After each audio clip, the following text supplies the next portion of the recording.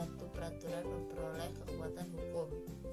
Hal ini berkaitan dengan bentuk atau cara yang menyebabkan peraturan hukum itu formal berlaku. Yang termasuk hukum formil adalah 1. Undang-undang. Dalam arti formil dapat diartikan juga dalam arti sempit, yaitu setiap peraturan atau ketetapan yang dibentuk oleh alat perlengkapan negara yang diberi kekuasaan membentuk undang-undang dan diundangkan sebagaimana mestinya. Dalam arti material atau juga disebut undang-undang dalam arti luas, yaitu setiap peraturan atau ketetapan yang isinya berlaku mengikat kepada umum, setiap orang. Untuk membedakan antar undang-undang dalam arti material biasanya digunakan istilah tersendiri. Undang-undang dalam arti formil disebut undang-undang, sedangkan undang-undang dalam arti material disebut dengan istilah peraturan. Yang kedua itu ada jurisprudensi. Jurisprudensi sebagai sumber hukum disebut juga keputusan hakim atau keputusan pengadilan yang dapat digunakan untuk mengadili perkara terhadap hal yang sama.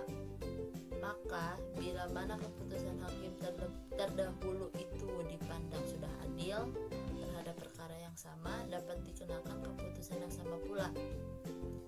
Putusan hakim mengikat pada para pihak yang berperkara, namun penting juga untuk umum, karena ada kemungkinan dalam perkara yang sama hakim dapat mengacu putusan yang pernah ada yang dipandang sudah adil, dan keputusan itu juga diikuti hakim lainnya.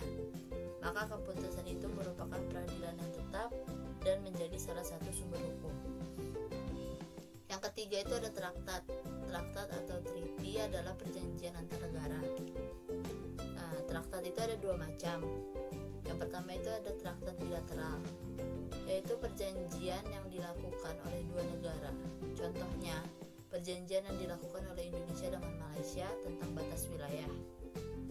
Traktat multilateral atau kolektif, yaitu perjanjian yang dilakukan oleh dua atau lebih dari beberapa negara. Contohnya seperti perjanjian ekonomi Asia. Traktat itu mengikat dan berlaku sebagai peraturan hukum terhadap warga negara dan masing-masing negara yang mengadakan. Dalam Undang-Undang 1945 Pasal 11 Traktat diakui. 1. Presiden dengan persetujuan Dewan Perwakilan Rakyat menyatakan perang, membuat perdamaian dan perjanjian dengan negara lain. 2. Presiden dalam membuat perjanjian internasional lainnya yang menimbulkan akibat yang luas dan mendasar bagi kehidupan rakyat yang terkait dengan beban keuangan negara, dan atau mengharuskan perubahan atau pembentukan undang-undang harus dengan persetujuan Dewan Perwakilan Rakyat. Yang ketiga itu ketentuan lebih lanjut tentang perjanjian internasional diatur dengan undang-undang. Lanjut, yang keempat itu ada kebiasaan. Kebiasaan menurut Belfroid yaitu hukum kebiasaan atau juga dinamakan kebiasaan meliputi semua peraturan-peraturan yang walaupun tidak ditetapkan oleh pemerintah tetapi ditaati oleh seluruh rakyat, karena mereka yakin bahwa peraturan itu berlaku sebagai hukum. Dengan demikian jelas bahwa kebiasaan atau hukum kebiasaan merupakan sumber hukum. Habis itu ada sumber hukum material. Sumber hukum material adalah sumber hukum yang menentukan isi hukum itu sendiri. Contohnya itu ialah nilai agama, kesusilaan, kehendak Tuhan, akal budi, bangsa, hubungan sosial, kekuatan politik, dan keadaan geografi. Ini ada perbedaan hukum formil dan hukum material. Kalau dari material itu, secara hukum, sumber hukum tersendiri ada dua sumber hukum, yakni hukum formil dan material tadi. Nah, sumber hukum material ini yakni merupakan sumber hukum yang dipandang dari segi isinya. Misalnya seperti kitab undang-undang, kitab undang-undang hukum pidana atau KUHP, materialnya yaitu pidana umum, kejahatan dan pelanggaran. KUHP Perdata yakni mengatur masalah orang yang menjadi subjek hukum, benda sebagai objek, perikatan, perjanjian, pembuktian, dan daluarsa sebagaimana fungsi hukum yang telah dikemukakan oleh para ahli. Selain penjelasan di atas, sumber hukum material yakni adalah sumber hukum yang menentukan isi dari suatu peraturan atau kaidah hukum yang mengikat setiap orang. Sumber hukum material bermula dari perasaan hukum masyarakat pendapat umum, kondisi sosial ekonomi, sosiologi, hasil penelitian ilmiah, agama, moral, perkembangan internasional, filsafat tradisi, politik hukum, dan lain sebagainya. Dengan kata lain, sumber hukum material merupakan faktor-faktor masyarakat yang mempengaruhi pembentukan hukum, pengaruh terhadap pembuat keputusan hakim, dan lainnya. Sumber hukum formil. Sumber hukum formil ini merupakan sumber hukum yang menentukan bentuk dan sebab terjadinya suatu peraturan atau kaidah hukum. Peraturan perundang-undangan ini mempunyai dua fungsi utama, yaitu sebagai legalisasi dan legislasi. Adapun arti legalisasi adalah mengesahkan fenomena yang telah ada di dalam masyarakat, sedangkan arti legislasi yakni ialah proses untuk melakukan pembaruan hukum sebagaimana dengan tujuan hukum acara pidana.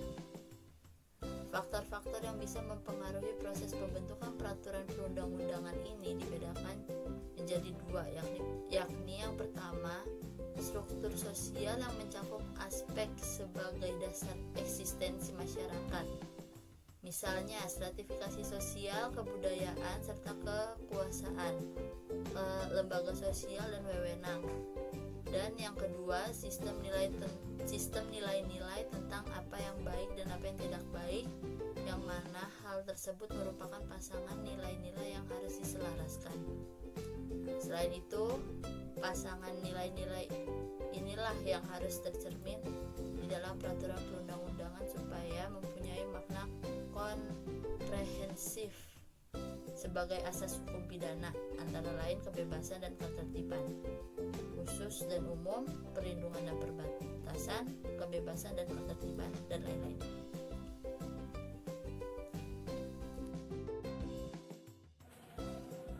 Yo, what's up? Ini Gading dari kelompok 10. Ini membacakan tentang materi yang akan kami presentasikan, yaitu pengertian sumber hukum. Umumnya sumber hukum merupakan tempat di mana kita menentukan hukum. Sumber hukum ialah semua hal yang menimbulkan terbentuknya peraturan-peraturan hukum, baik itu berupa perintah atau juga larangan. Sumber hukum mempunyai kekuatan yang memaksa yang sudah disepakati bersama oleh suatu komunitas atau masyarakat. Artinya, sumber hukum bisa mengatur serta memberikan sanksi untuk yang melakukan pelanggaran hukum. Sumber hukum mempunyai dua istilah yang sangat penting yang perlu kita ketahui, yaitu sumber hukum material dan sumber hukum formal. Pengertian sumber hukum menurut para ahli berikut ini merupakan pengertian sumber hukum menurut para ahli. Ada CST Council, sarjana hukum. Sumber hukum adalah segala apa saja yang menimbulkan aturan yang mempunyai kekuatan yang bersifat memaksa, yakni aturan-aturan yang kalau dilanggar mengakibatkan sanksi yang tegas dan nyata. Kedua ada Zevan Bergen. Sumber hukum adalah sumber terjadinya hukum atau sumber yang menimbulkan hukum. Ketiga ada Ahmad Ali.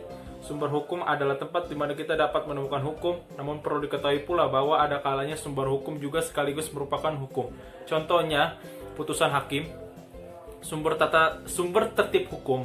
Sumber tertib hukum adalah pandangan hidup, kesadaran dan cita-cita hukum serta cita-cita moral yang meliputi suasana kejiwaan serta watak dari bangsa Indonesia. Oke, ada tata urutannya. Tata urutan sumber tertib hukum di Indonesia itu ada 5. 1. Pancasila, 2. Proklamasi, 3. Dekret, 4. Undang-Undang Dasar 1945, dan terakhir itu kelima Surat Perintah 11 Maret atau Super Semar. Satu, Pancasila. Pancasila berasal dari bahasa Sanskerta India, kata kasta Brahmana. Sedangkan menurut Muhammad Yamin, dalam bahasa Sanskerta memiliki dua macam arti secara leksikal, yaitu panca yang artinya 5 sila, sila yang vokal i pendek yang artinya bawah sendi, alas atau dasar. Sila vokal i panjang artinya peraturan tingkah laku yang baik atau penting. Kata-kata tersebut kemudian dalam bahasa Indonesia, terutama bahasa Jawa, diartikan susila yang memiliki hubungan dengan moralitas. Kedua, ada proklamasi kemerdekaan 17 Agustus 1945.